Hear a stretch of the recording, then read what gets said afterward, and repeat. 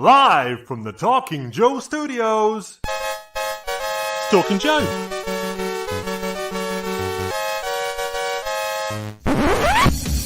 Talking Joe is on the air. Hey, it's me, Mark, and welcome to Talking Joe, the G.I. Joe Comics podcast. Now, today I am joined once more by returning guest Josh Eggebeen, who is here to talk about his latest Kickstarter endeavor, the Unofficial G.I. Joe and Transformers comic checklist book. So without further ado, I will add him into the stream. Here he is. It's Josh. Hello. One of these days I got to get my own jingle. Maybe I should make it up. Put me on the spot. Am I allowed to make up my own jingle, or is that exclusively? Yeah, it's allowed. It's allowed. Yeah, particularly if I'm drawing a blank. You had some good ones and then some weird ones, but they're always funny. Very good. So Josh, we're joining crazy o'clock your time. Way out here in California. It's what happens if you live out on the West Coast. You're just sort of out of sync with everybody else. It is. And sort of mid-morning UK time. So we just sort of jump in on relatively quickly to give you a bit of airtime to talk about your latest after action report endeavor, which we are calling the Unofficial G.I. Joe and Transformers comic checklist book. Rolls off the tongue. It does. Kind of, every after action report title is long, so we always have to clarify that. But so basically, kind of what this book is it's a combination of our three previous books. So at this point now we're on this is our seventh Kickstarter and our sixth book. We have three comic guidebooks. One is the Marvel era, the other one is the Devil's Due era, and the other one is the right there. And then the IDW era. So we have from Marvel to IDW 1982 to 2022 completed. And in the back of each one of those books, I got a book here. I'll hold up a little bit just as an example. We have these checklists because, our books are guidebooks for collecting comic books. And as you can see in the background, I have a lot of comics. So those are all my boxes. Wow. And those are all G.I. Joe. What is on our original intent, and my co-author, Roger Taft, this is what he wanted to do when he came to me with the books. Is we wanted to have like a guidebook that you could track all your collection. Well, there's just way too many G.I. Joe comics over the 40 years. So we ended up having to divide it into three different books to cover the eras. And we didn't even get to the IDW continuity yet, or any even international books. We just got the US ones. And so ultimately, if you want to collect your comics and track your collection and you're using our books, you have to have now you have to have three books.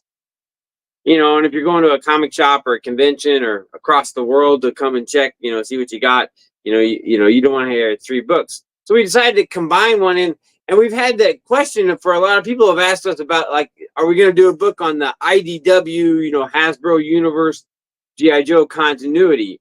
And our books have all the covers in them and all that stuff. And so, it's like 144 pages. And then those checklists are only in the back. They're like 10 pages, So it's kind of like this, like you can do it by the cover, or you can do it by the checklist. And so we came up with the idea of putting it all together. And of course, as the G.I. Joe world happens, and as you've been talking about on your podcast, they've crossed over with Transformers. And we have a lot of Transformers comics in the books. In volume 1, we have a huge section on all the UK ones, the Action Force ones, Action Force Monthly, and then, the Action Force moves into the Transformers comic, so it's Transformers and Action Force for 200 issues or something like that. So it's a lot. So those are all in there. So we decided to combine all those checklists into one book. We were adding a few new articles, which is kind of a tradition of our books. And then we're adding a checklist without all the cover pictures for the IDW continuity. So starting in 2009 going all the way to 2016 when it ends with the Hasbro universe, Unicron ending kind of madness that happens with that continuity. And of course, everybody can't keep any of that straight because it's like all over the place. There's like 6 volumes, and GI Joe appear in ROM, and they appear on the cover of Micronaut. They're like all over the place. And of course, they are in the little miniseries. So we put that all in order. Yeah, there you go. So we put that all in order in a list in this book, which is not in any of our other books. So if you have our books already, you have the checklist for whichever book you have for that era, or you have all 3, but they're not all together. And now we're adding this. And on top of that, we're adding all the Marvel comics, Transformers, which is not that many, it was only 80. And then we're doing the Dreamwave era, which of course they went bankrupt after only a few years, but they produced a lot. But they have some really cool covers as I've discovered. Of course they had crossovers with both those companies. And then we're doing all of the IDW Transformers related comics that start at the Hasbro universe, which is around 2016. So all those comics, like they have the Lost Light and Optimus Prime series, Transformers series, and a Tell All or One series. Those were all in there. So they're all part of the Revolution transfer. So basically, the whole point is, to have one book to track your collection. And as we all know, as guidebook fans and comic book fans, you want to have the comic in your hand. Yeah, there's apps and all these things to help track your collection, but the guidebooks are there. So it is a little bit of redundancy, but there's still a lot of new stuff. And again, like I said, instead of 3 books, it's 1 if you have our other books. So that's kind of the whole concept of the book. Right now, the Kickstarter's got like 7 days left, and we're like at 90%. So we're kind of trying to do a last-minute push to get to that final goal of our goal is 8,000. That's, of course, that money covers the cost of printing the book. And so then we're good. So we kind of need this last little push. And of course, I've been on your podcast, I think, for every Kickstarter. My dog right here. Yep. See, there she is. That's Willow. See, she's saying hi. She's like, "Why are you awake and why are you talking?" They're keeping me awake. This isn't a wakey talkie time. So that's the pitch. I hope everybody, is interested in that. And of course, Transformers and GI Joe have a crossover movie coming in 2026. So it's only going to get bigger, and maybe GI Joe will get a bunch of new fans. Maybe some younger fans will fall in love with the franchise and be like, "That movie was awesome. I want to buy the toys, or I want to read the comics." Because this is the amazing thing. And as you guys were just talking all about Transformers with the Devil's Due comics and things, all of the stories about this crossover come from the comics. Like, there's no cartoon. There's only some vague Marissa Fairborn stuff, right? I mean, the toys, I got the Soundwave right here. You know what I mean? The Soundwave is the Thunder Machine. You know what I mean? And he turns into, only like 2-3 years ago did they finally start doing like the crossovers. And I think like in the mid 2000s, they had GI Joe toys that were Transformers, but they didn't actually transform. So it's kind of like, okay, what's the point of that? It's like a Starscream, Sky Striker, I think it was, with Cobra Commander. And of course there's been like, Marissa Fairborn toys and things like that. And so that's a good point. A good segue. How are you covering the things, the GI Joe Transformers crossovers that aren't comics? So like, mention of the animation and of the toys. What sorts? How do you cover that area within the guidebook? Well, we do have like a couple pages that's just all about the crossovers. So in each of the 3 volumes, 1, 2, and 3 of the comic guide, we've had a 2-page article that covers the crossover of that era. Because of course now there's Skybound going too. So now there's 4 different eras of GI Joe crossovers. Marvel, the Devil's Due, Dreamwave, which is the same time frame, and then the IDW. Because there was the Tom Scully Transformers GI Joe that was at IDW, and then the Hasbro stuff. And so again, it's a big deal for comics and crossovers. So we have the history of the articles up to 2022, and in those articles we talk about the different toys and other areas. actually a long time ago when the on Justin Bell's General Joe's Reborn website, I wrote an article because I was super excited because Marissa Fairborn and Flint in the comic, I think it was one of the first Optimus Prime issues, sit down and have lunch. Right? Literally, and of course that had always been a rumor, and there was like vague in the cartoon, like maybe it was Flint, maybe it wasn't. He showed up as a old guy, and of course the last name, but it was never confirmed. And of course everybody was, well, Flint Dilly, who was the writer of it, said it was the father's daughter in the commentary on the DVD. So, but I'm like, that's not official. It's kind of like, like a deleted scene. You know what I mean? Like, deleted scenes aren't official. But when they sat down in the comments, so I wrote this whole article about like their connections and all that stuff. So we'll put that in the book. And then they had Old Snake in the Transformers, didn't they? Who's been like a big design influence for the look of Cobra Commander in the Skybound era. In the Cobra Commander series, so that was very cool. He looks that's a really cool design. I like that a lot. I actually watched that Transformers episode the other day because I was like, oh, how does this work? And at the end, he's walking away and he goes, Cobra! And I was like, okay, well, that makes him Cobra Commander, of course. I was like, okay, the tag scene or whatever it is. But so yeah, you know what I mean? It's a huge influence in, both, what's coming in the future with whatever those writers in the writers' room are working on and whatever they're developing and whatever designs they're looking at for the crossovers, you know what I mean? For the movie, like they're looking at these comic books, and the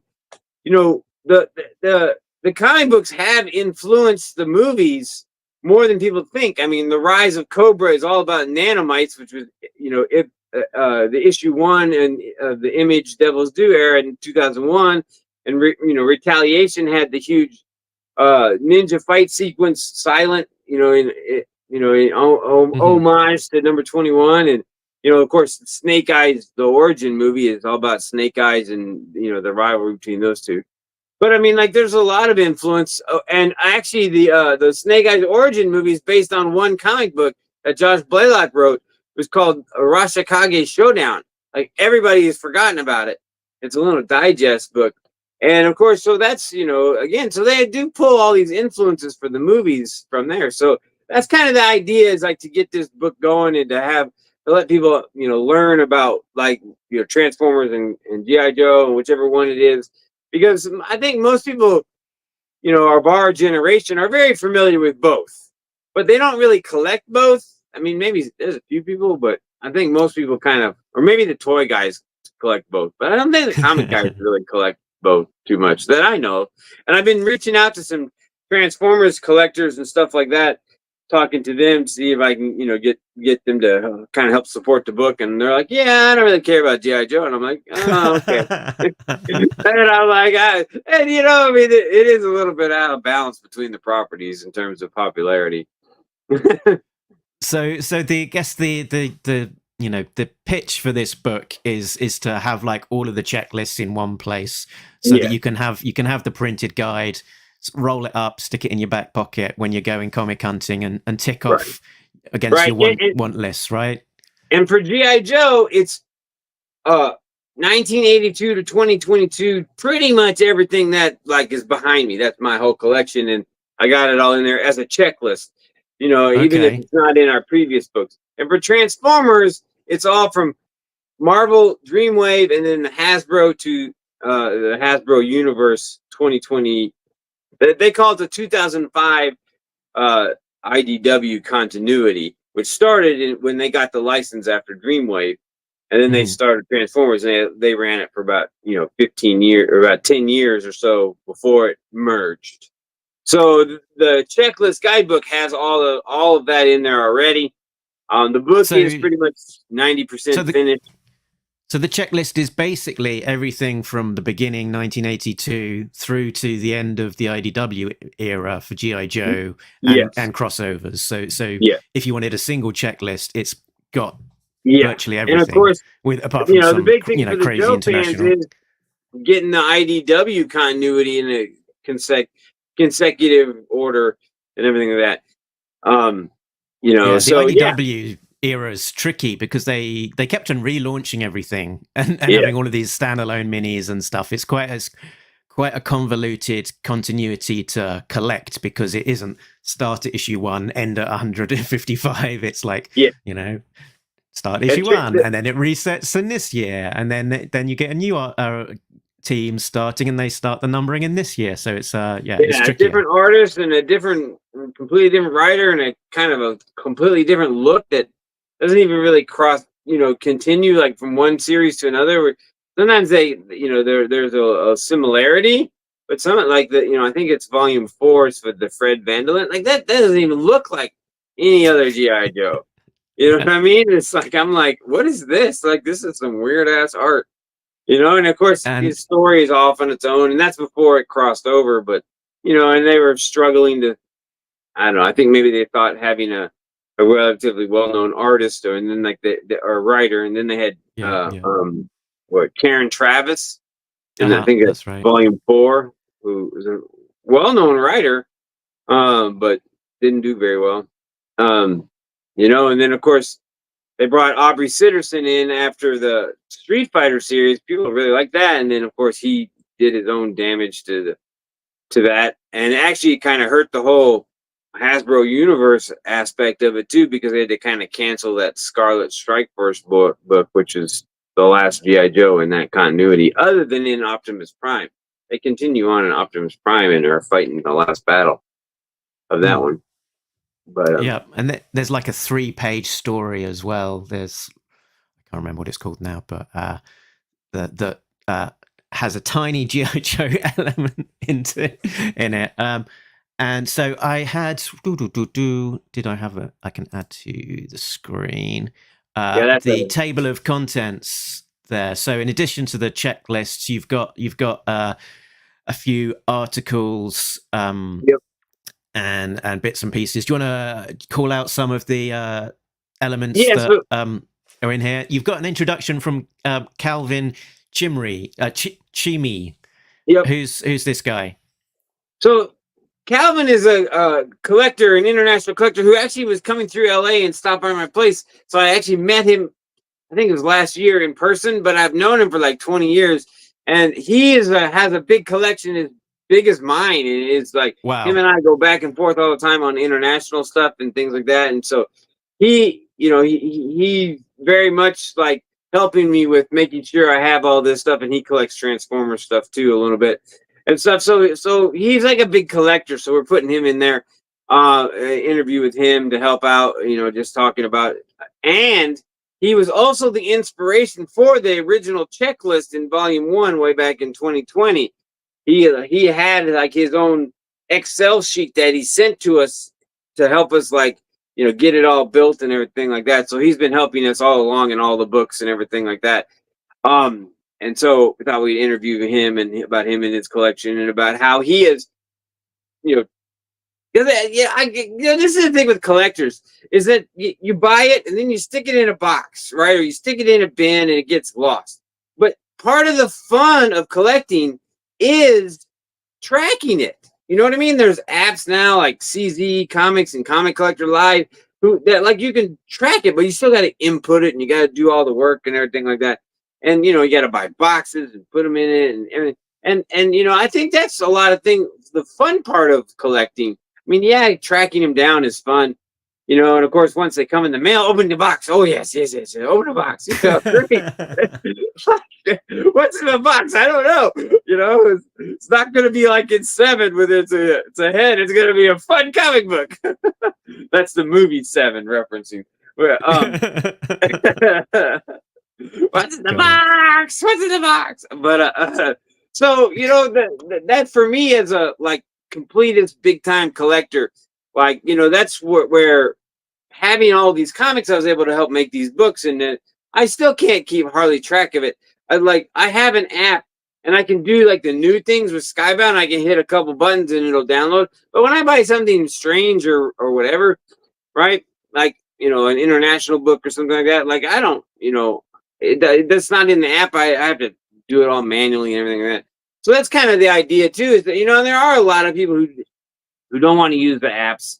So they'd rather have it in a book or in they use their little pieces of paper. I was at a convention the other day and a guy walked by and he had like a whole binder and all these papers were hanging out. And I'm like, dude, you need a book or something. I don't know how that works, but it's pretty funny because I'm like, man, he loses one page and his whole system probably falls apart. So it's kind of like one of those things where, what do we got here? I'm trying to find. I had a note scribbled down somewhere. Here it is. There we go. This is my current one. Was all of the fun publication stuff. Okay. I've just got to post it. So it's a targeted checklist. That one. Well, we do have the fun publications in our book. They were in volume 2, and they will be in this one too. So, and I'm trying to see if I can fit in the Transformers fun publishing, comic collecting, because they had a lot of those too. But again, it's about page count and making it all fit and, and everything like that. Mm-hmm. So, we got to get it funded, and we were hoping to get, kind of the same numbers that we get for other ones, but, everybody's kind of like, well, I already have this and everything. So, we're running a little slow, but we'll definitely make it, but we're not going to have like the big number that we had before, but it is a repetitive book, to a certain degree for some people, especially the people who, but, and I guess, again, it's really the IDW continuity, which almost every G.I. Joe collector has. Some of them, but they can't. I don't know. I think a lot of people skipped it and sort of are just coming back to it. I think a lot of people slept on the IDW continuity. Really? So yeah. I mean, they were when we're comparing, for example, to Skybound's era of comics. All of those reawakened Joe readers versus the numbers that they were doing on IDW. Right. They added a whole. I think a lot of people missed it at the time, and sort of might now become. Say again. Sorry, I was just making a joke that they added at least 1 or 2 zeros to the accounts. Pretty much, yeah. So that's definitely believable. That I think they were doing about 6,000. At IDW and probably 60,000 at Skybound. So definitely. So the I think you've sort of hit the nail on the head there. That probably if you've got all of these books already, the existing books, the thing that's new. That you haven't dipped into yet so far is that IDW continuity, and there's a lot of good stuff there. I enjoyed a lot of the content that they put out. So it is definitely worth as a G.I. Joe comic fan. It is definitely worth tracking down those comics because. Even when it's you've got your high points like Cobra, which is just amazing, and you've got maybe less high points, but it's always interesting just to see a different creative team's take on the property and what they're doing, and even if it's not quite to your own tastes or whatever, it's always curious just to see what is being done. And the thing is that. When Devil's Due lost the license, I think the last comic came out in the middle of 2008, and then IDW started brand new from scratch in 2009 with what we're talking about is the IDW continuity. It was like intended to be a jump on point, you know what I mean? And not like, oh, there's 150 issues and then, the Devil's Due, which is now disavowed, nobody knows what's going on anymore or anything like that. So they started new, and that's kind of always been, honestly, I think that's something that the comic industry just can never get right. Doesn't matter what Marvel or DC or a big well-known character or something like that. Like when they try to always restart it, it just never seems to work. I mean, the only thing that maybe worked really well was like the whole Ultimates world. You know what I mean? Where those books sold really well and created some popular characters that they're trying to figure out, how to get those into the main MCU stuff, and it's different things like that. And so, this was the other thing that I was thinking about the other day, is that from 1982 to 1994, it was one continuity, right? I mean, there was like some 3D books in there or something, but there was really nothing else. Even the Transformers Generation 2 is officially part of the G.I. Joe continuity. And then Devil's Due started, and Devil's Due started with the same continuity. So again, it was one continuity, right? Mhm. And they ran with that through, they're all their America's Elite and Storm Shadow, and that's all the declassified books. That's all the Devil's Due continuity now. But at the time, it was still all one. And then they did a few other things like Reloaded and Sigma 6, and then the actual G.I. Joe Transformers crossover. And those were separate continuities. And that was the very first time that like a serious series had its own continuity. And then IDW got the license and just threw it all up. You know what I mean? They just blew it all up. All of a sudden, there's like 6 different continuities going. And, like they restart with 2010 and 155 and a half. So then, Devil's Due becomes another continuity disavowed. And it's like IDW just hit the bomb button and blew it all up. Reset. Yeah. I mean, at least they got Hammer going again. So now he's at 309. So that's at least a coherent.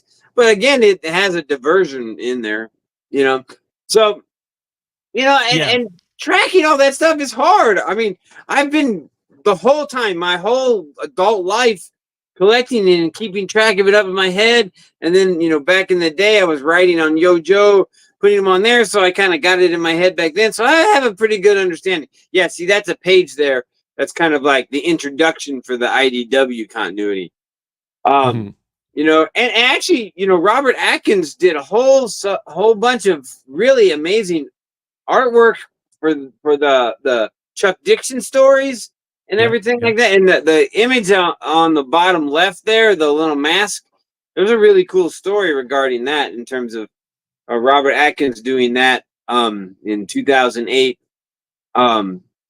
for IDW, before they even really knew that they were going to what they were going to do with G.I. Joe. They needed an image, and that's what he drew, that mask. And it's kind of a pretty famous cover these days, I think. And then, of course, the Storm Shadow one in the middle there is really famous. I mean, that image and that pose and that gets style, used a lot. That's been turned into like a toy and stuff, hasn't it? That everything, one, statue. Yeah, I think the Snake Eyes visor with the black, that's like a very simple, iconic image that was used on the issue 0. But I think I've heard the story from Robert Atkins that he was pitching to kind of get on board and was talking to one editor, and then I think they had a change of editor. It was Andy Schmidt, and he was, I think, at San Diego. And was trying to get some time with him, and they were like, "Well, we need an image, so can you kind of knock something up?" And I think he went back to his hotel room, did it, and brought it back to him, and they were like, "Oh, wow, this is great." And to be honest, we were thinking of sacking you because we were going to bring in our brand new art team and not keep you, but we're really, really impressed. So actually, we'll keep you on, which is a little bit hilarious. But because and that's the cool thing about Atkins. Is that he did work like on the Snake Eyes declassified book, and then was working in the Devil's Due era, and then he's on the IDW continuity, and then he was in the Real American Hero continuity, and he did like that number 275, all those splash pages, which is amazing. You know what I mean? So he's like the artist who's really kind of gone all over with them. You know what I mean? And had his toe in the most different eras of the book. Yeah. And I, like that Storm Shadow one in the middle there on the screen, there's a Snake Eyes complimentary one that he made. And those, like, his style of art has really come to define the new look of G.I. Joes, that's plural for a lot of them, because he's drawn so many of them and made them so iconic, and of course, he's very friendly. He's at all the conventions, and he's super cool. And he's actually, well, we haven't finalized it, but he was going to do a cover for the crossover Transformers G.I. Joe book, and it's going to be like, 2 two Transformers and two GI Joes standing together, kind of like, you know, there's that one Graham Crackers comic where Scarlet's sitting on Bumblebee's shoulder, so it'd be something like that. But so that's not official, but he's likely to do it, and he's helping us out with other things. But you know, we kind of got to get it funded first. But he'll be doing our front cover, and maybe we'll get the, you know, because, you know, like it's always iconic when you get like those two characters together. Like there's that one, the trade paperback was, or it's actually one of the actual individuals with Optimus Prime, and then Snake Eyes is like right next to his head.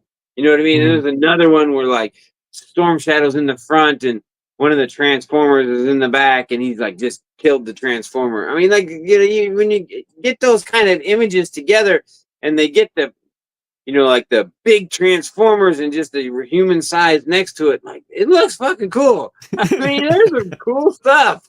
I mean, you know, and a lot of that actually does come from like the IDW world, a lot of the IDW continuity world. I mean, a lot of the stuff that's come from the Real American Hero, you know, stuff hasn't become as popular or as iconic for some reason. I don't know, even though it's Larry Hama and, you know, he's amazing, doing amazing stuff with his stories and things like that, but it doesn't become so popular, whereas the IDW stuff did. And, you know, it was pretty interesting when they combined the universe to see how they stuck them all together. I thought it crafted pretty well. John Barber was kind of in charge of all that, and he's a big Transformers writer who then came over and started writing, you know, he wrote that little Action Man series, and a lot of all the Transformer stuff, but he got to write a lot of the Revolution stuff, the two series there, and just threw in everything, you know what I mean? And so that's pretty fun, I thought.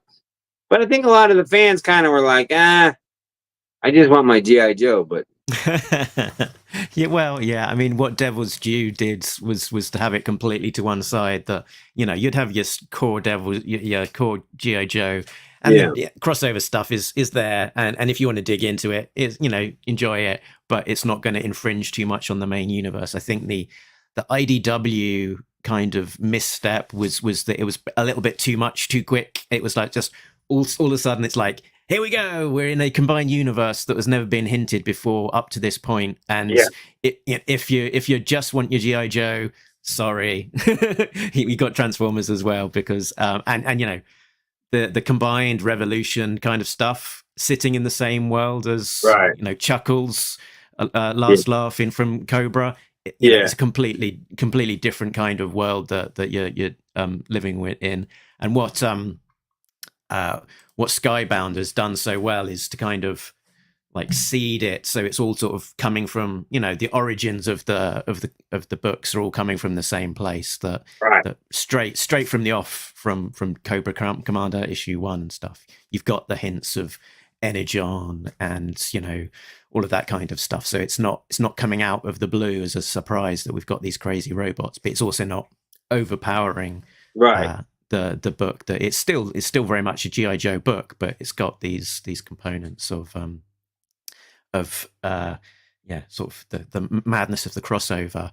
Apart from Void Rivals 13 will be out soon. That's going to be wild, because that's, I think a Joe isn't that when the first Joe is supposed to show up, or no, it's a Transformer again or something. It's going to be Pythona appearing in Void Rivals.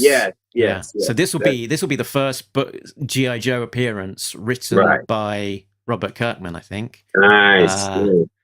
I think. Yeah. No, you know, that's right. When we were interviewing Tim Seeley for the Devil's Due era book, right? He talked a little bit about it, and it's in our volume 2.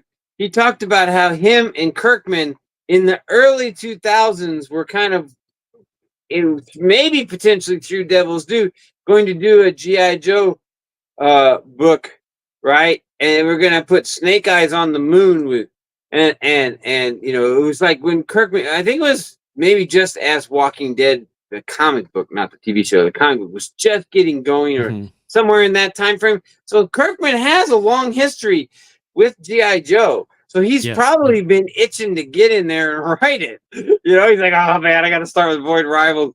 I got to give G.I. Joe to these other guys. So, you know, But I mean, like in our interview, Tim talked about how Kirkman, way back when, before he had gazillion dollars, was buying all these GI Joe and Transformers toys, at conventions that he'd go to, where he was working to sign books and sell books, and he'd be out shopping.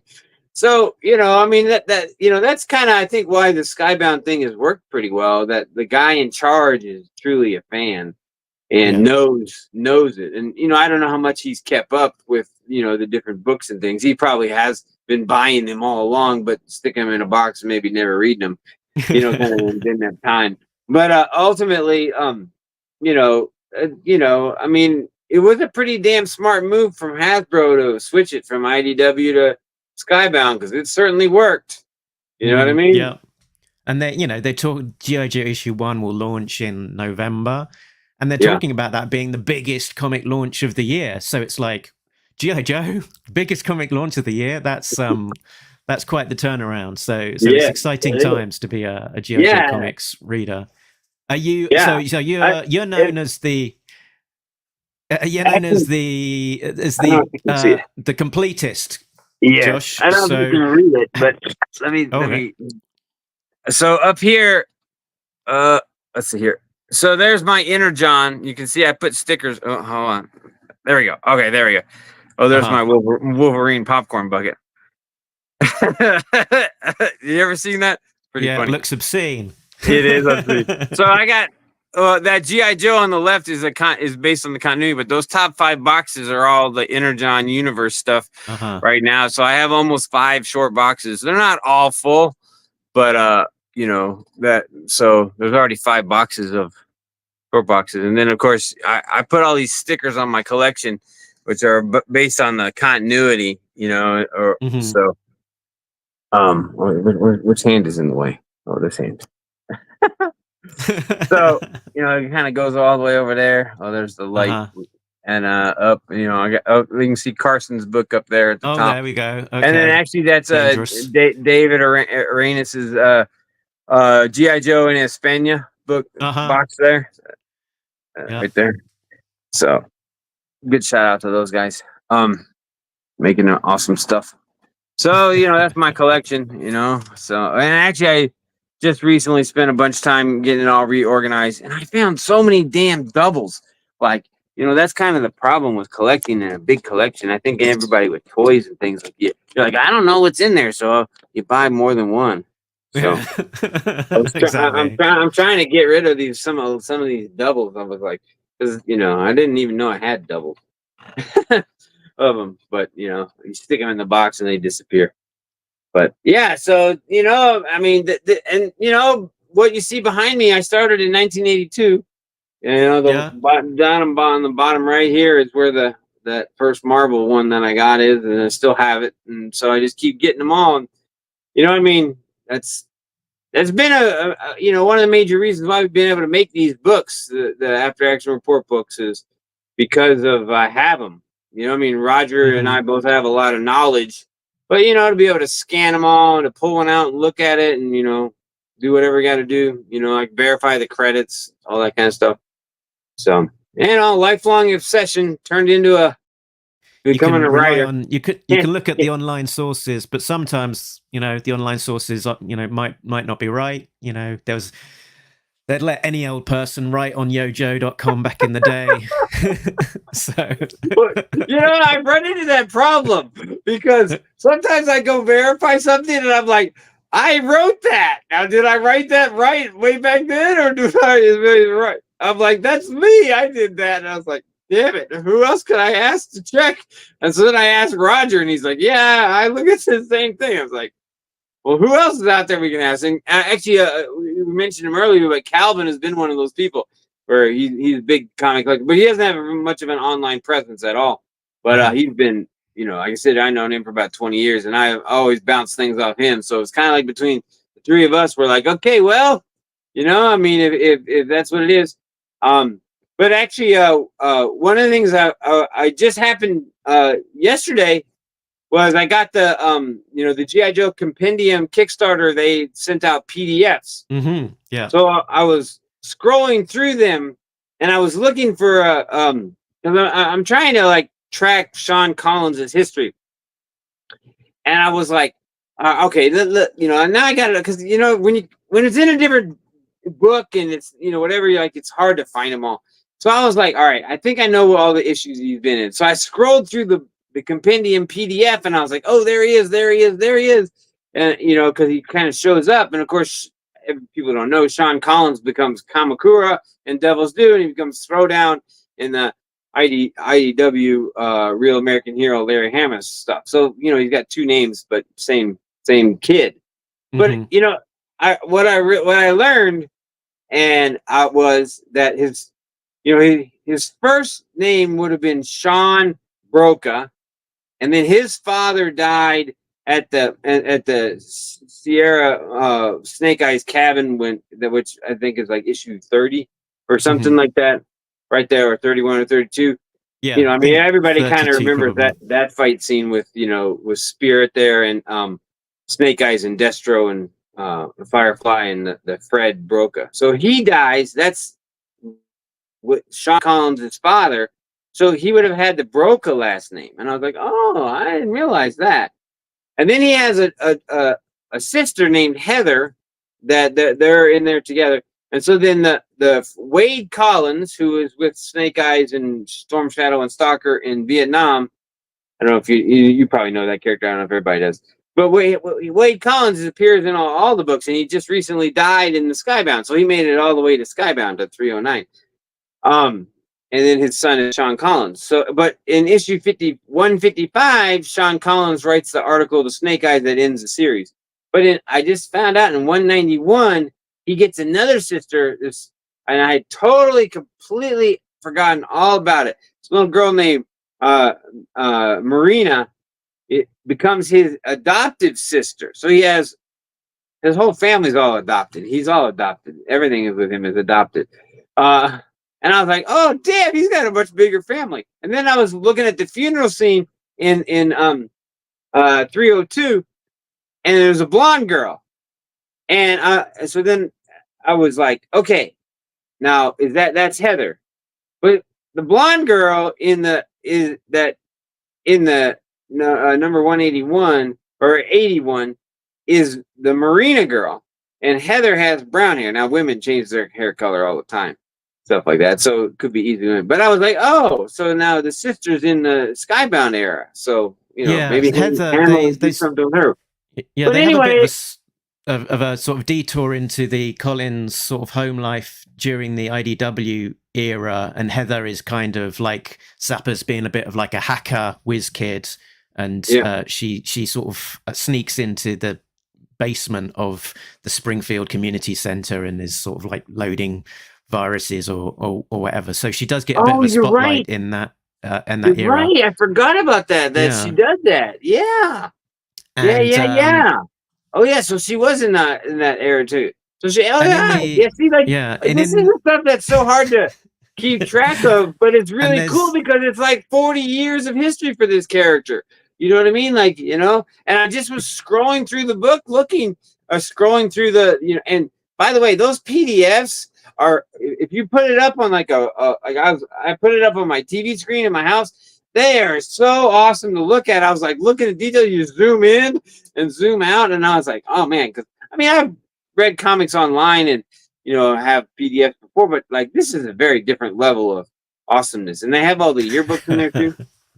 So it was worth the money to get to have those. I don't know if everybody gets those, but I think so. I think if you've backed the main offering anyway, for the $300 set, I think you and get they send you a link. It's in your email. Yeah, so if you've not got it yet, check your emails. There should be a link to it. They're worth it, but again, it falls into that category of like that's all what collecting comics is all about now these days. It's like you get all these different ways you can read them and look at them and everything. And I was going to give a footnote to that Marina point as well, that she was introduced as like the adopted sister that the Collins family would take her on after Snake Eyes rescued her. But Right. then in the IDW era, there was a question in the letter column saying, what happened to the other sister of Sean? And Larry Hama replied, there isn't another sister. If other people have written something, then that's not my continuity. And it sounds like he kind of forgot about that plot point. Totally forgot. And I spent my every day thinking about this stuff. So that was kind of a cool revelation today that I found it just, scrolling through the books. So I was just kind of scrolling through them, looking at them all. I didn't really read them all too much, but then every once in a while I'd stop and see something cool. So here's something that I thought was cool. So I think it's issue 150 or 53 that has Snake Eyes on the cover holding the Uzi, and it has all the Marvel characters going around the frame. I don't know which one that one is. It's in the 50s. But anyway, yeah, here. Actually, why don't I use the guidebook? Oh, let's race. Yeah, 53. You were right. 53. You're right. 53. Yeah. There we go. Yeah. So what they did in the compendium is they erased all the Marvel characters, and it's just a blue square. And I was like, oh, well, I guess I could see how they would do that. So there's a few changes and things like that. I'm sure there's some other stuff around, but take a while to go through it all. But yeah, that was a fun last couple of days I've been going through. I haven't made it through the fourth one. I made it through all three of them, but it's like you forget all these things, and it's it's easy enough to when you see it to be remembered. And I what I feel like is that with the like you just brought up some stuff that I forgot about the IDW, is that a lot of times you read the IDW stuff like once or twice and then you put it away. Whereas I think for you, because you've done all these podcasts covering every one of them, you've really dived deep into it. So you might have the most solid knowledge on the IDW. You and Tim probably both. Yeah, even I forget. Yeah. Yeah. So, of course, Diana Davis is paid to help out, and she does a really great job. She helped out with the compendiums too. So give her a good shout out for that. But obviously it's hard to know everything. But it's fun. It's fun. I got to say, my mom the other day was laughing at me as I was rambling on and on. She goes, "How do you know all this?" I'm like, "Well, it's been 40 years of knowing it." It's like it just kind of fills up the space in the brain. You want me to talk about other things? I don't know, but I can talk about G.I. Joe. Absolutely, yeah. Don't need any of that other knowledge about actual useful stuff. We can just cram all of that G.I. Joe stuff in our brain. That's absolutely fine. And I was beginning to say earlier, like, you're known as the completionist. You've got all of the stuff behind you. How are you coping with all of the massive number of covers from Skybound? Like Scarlet had over 20 covers or something crazy. So Scarlet #1. So because there's so many per issue, and like with IDW, I was on the ball. I was like trying to get them all every time. But I just can't. I mean, because again, I'm trying to get all the Transformers ones, all the Void Rival ones, Scarlet, Destro, Cobra Commander, Duke. It's like a lot. And of course, now I just spent a whole ton of money on the compendium, so that took away a lot of the comic book budget. But I guess what the unofficially, I have taken the long approach. Whereas I'm kind of waiting. I never did this before, really, but I'm waiting to get those later. Mostly because I can pick them up later, and maybe they'll be a bit cheaper too. And of course, at this point now, like, I think you're one of the only people that's really doing a lot of tracking, other than through the apps. But through the apps, it's much easier now because, like, you can just, like, I have CZ Comics, I just hit the button and be like, download, a missing, missing or a have, So it's a little easier that way, and you can do that each week. But I think, like, you found ones that aren't on there that you've talked about when you've done your own podcast and stuff for the cover galleries that you do.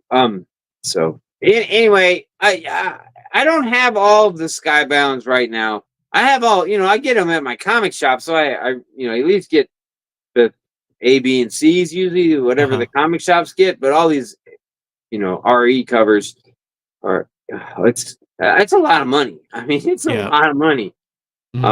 And again, because those are all 20, 25 now. They used to be like 10 and 15, but now they're all like 20, 25, 19.99 or something. There's a $35 one. You buy two of them, it's $50. You know what I mean? That kind of thing. So Yeah, there's I've seen the if you've seen the list for GI Joe issue 1 as well. There's like, I don't know, about 20, 30 covers already, with some being like ultra exclusive. So it's yeah.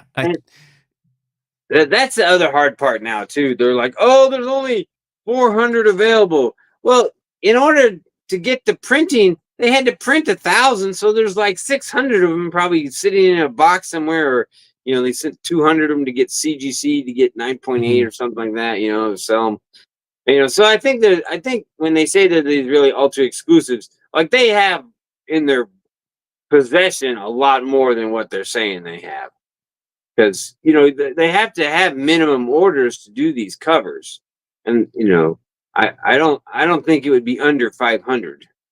What I mean? Yeah. So that's kind of why I'm thinking that a lot of these might show up later. In a year, you can maybe call some of these shops and be like, "Hey, you got him sitting around? And get like two of them for $10." Oh yeah, sure. Well, exactly. We Once the sell initial excitement dies down, then they'll have a bunch sitting around that they've don't have anything to do with, and I'm sure that'll be the case. Cool. And ultimately, I mean, the resale value on these might be pretty high. It might stay high because the fandom, the new fandom that's arriving, are like, oh yeah, I didn't get them all yet, or I want to keep them. You know what I mean? So they're not just turning them around to the resell for more money kind of thing. Yeah. So I was just going to make sure that we remind people. I'll put on screen. Yeah. So go to search the Kickstarter, GI Joe, Transformers, After Action Report, any one of those, you'll find it. Yeah. So if you search, you'll not sharing the right thing. Where am I? That one. If you go to afteractionreport.net, that's got all of your work to date. But for this latest one, up the top there, if you click on the picture of Bumblebee and Scarlet, that will take you to the Kickstarter link there, so that you can get all of the details and how to back the latest Kickstarter. 6 days to go. Like 89% or something like that? It will reach its. Yeah, it's 6.8K of $8,000 goal, and it will. The deadline is Friday, September the 20th. So as we're recording on the Friday, about a week, we have got one more week, 6 days to go. We should make it. So all of the details. All of our Kickstarters before have been successful, and a lot of times they were down to the wire. Not quite so much down to the wire as 7 days, usually about 14, 15 days left, and then we hit our goal. So we're a little slower, but it is kind of a duplicated book. But it would be a nice addition to everybody's collection, and of course, we do have more After Action Report books coming in the future. I guess I need to acknowledge the fact that we're having serious trouble with our Command Files Volume 3 and then the second printing of Volume 1. I've posted those on Kickstarter to the backers, but basically our publisher, which is Rising Sun, is just not getting us the books, not giving us information, or they're not getting information, or the China printer messed up or something. And it's, we paid for the books over a year ago, and basically in January they said that they were going to start getting them to us, and then they potentially got lost, and now it's September and they are, I don't know what. So we have a plan. We're putting together a plan to basically find a way to fund it ourselves again, to get the books into the Kickstarter's hands, and then hopefully they'll show up. It's it's a I hate to compare, but it's a very similar situation to the Blood for the Baron and Jim Marshall, where he ended up having to funded himself, and Rising Sun did their own thing and everything like that. And it sucks because they did our first 2 books, and now we have 3 outstanding books. And I don't really know what to do, but found some funding, so we're going to try to get them printed ourselves if we can. Okay. But they might be on a boat. I don't know. Yeah. It's very if tough they're on spot. a boat or in a shipping container somewhere, hopefully, fingers crossed, Right. it will surface without you needing to sort of reach into your own pocket to do it. And we were told in April that they had arrived, and then the whole shipment got lost. 3 pallets got lost. I don't know how 3 pallets of books get lost, but 1 box I can understand. So anyway, that's kind of where those Kickstarters are at, and it's one of these things where it's like, you can't plan for any of this stuff, and you can't, you just kind of have to go with it, and then you get information, and then like that's not right or correct, and or not any information at all what to do. So. But it's worth calling out that you're going a different route for getting these ones printed. Yes. So you're not going to have this. You don't have the risk of the same issue cropping up this time round. Thank you for pointing that out. Yes, yes. So for the history of number 21, we used, it's called Print Ninja. They're an established print company. We finished that book at the end of April. No, at the end of March. Turned it in, and it was in our It was in our hands and in the back of May. They got it to us real quick. They're a professional company. We have 1 successful book. We have our volumes 1 and 2 that were pretty successful, in volume 3, command files, and then the second printing of volume 1. By the way, we are almost sold out of our first volume. We got about 1,500 copies in 2021, and we only have about 300 left of volume 1. So we've sold a lot of them, at conventions and, everything like that over the time. And, we still get a fair amount of website sales, that people want to buy 1 and 2. So, it's giving me gray hair. I don't really have too much gray hair on the top of my head. My facial hair is gone mostly gray, but I feel like the gray hairs are just growing as I try to sort out how to wade through this. It's just like a scenario that's like, you figure out the worst scenario possible. How did 3 pallets of books get lost? You know what I mean? Like shipping companies, tracking numbers, GPS, all this stuff these days. I don't know. So anyway, that's like the negative that's happening, and the positive is happening that we're continuing to make books. For the future, we have another command file book. Greg Augustin's been working hard on that one. Of course, we can't do the Kickstarter for the second one until we get the first one to the backers, which this alternative funding that we're going to do would do that. It wouldn't be like a massive amount of books, but it'd be enough to get all the backers, their books in hand, for all 3 Kickstarters, and then get that off the plate. And then we have in the future, in 2025, going to do European books that are non-English, and rest of the books around the world. Those have been in the works for a long time, but they're coming along. And then Greg Gustin, he like I said, he's got the second half of command files, the rest of the Joes, and then next year in 2025, he's going to do the Cobra, and for now we're using the word affiliates, but that would be like the October Guard and some other things, some other characters and things like that. I was joking with him. I was like, maybe we should put the Transformers that are in the Marvel era into that book. And he's like, oh no. I was like, they're part of the continuity. I mean, Megatron is an affiliate. Boom. Optimus Prime is an affiliate. And they appear. And he's like, don't do that to me. But I think he's one of those guys. Cross the streams.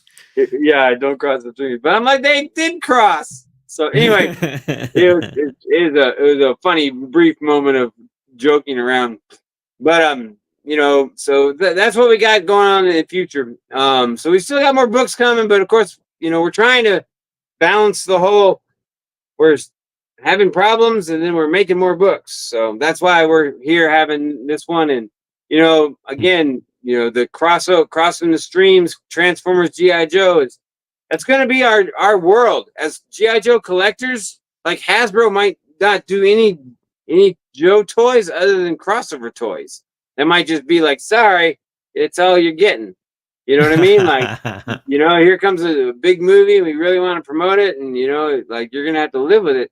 And it might actually be the way that the G.I. Joe franchise can be saved. You know what I mean? Like bring in some new fans that are Transformers who are like, what is, like I've heard rumors, they say that Chris Hemsworth might be Duke, right? And I mean, I'm like, okay, so now we got Thor as Duke. Like now, and he is a box office draw, but I mean, like you get somebody like that. I mean, it's not it's not fair to Channing Tatum, who was Duke, but when Channing Tatum was Duke, nobody really knew who he was. He wasn't very big and wasn't extremely famous. In fact, G.I. Joe kind of helped make Channing Tatum famous because it was his biggest movie at the time. I mean, then like now he's really well known and everything, but at the time, so that could be the shot in the arm that GI Joe needs. You know what I mean? To get new fans, to get a different kind of excitement into the brand. You know what I mean? I've said if you squint your eyes and look at the films Extraction and Extraction 2 with Chris Hemsworth, you could almost see that those were G.I. Joe films. They're very good. Okay. I didn't see the second one, but I saw the first one. It was pretty good. Yeah, I could see. Yeah, the second one is even better. Yeah. It's got this really cool jailbreak sequence in it. Right, yeah. So that's the tip of the day. In addition to going and backing the latest Kickstarter, check out Extraction and Extraction 2. So let's wrap up there on the screen. Okay, cool. Afteractionreport.net. That is the place where you can head to and find all of the links. If you are new to Talking Joe, you can find us at talkingjoe.co.uk. Big thanks to our Patreon members, as normal, for keeping the lights on all of these services. And if you want to join me in the outro, if you can remember it, Josh, I say remember that is us done. Until next time, remember that. Remember that. Nobody beats Talking Joe. Nobody beats Talking Joe. An international podcast. Roll.